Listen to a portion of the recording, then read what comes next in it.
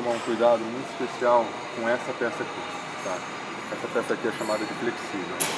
A gente pode ver aqui que a primeira camada dela já está inteira cortada, tá? O flexível ele é composto por duas camadas. A partir do momento que estourar a segunda camada, você fica sem freio também. Então isso daqui você tem que tomar muito cuidado.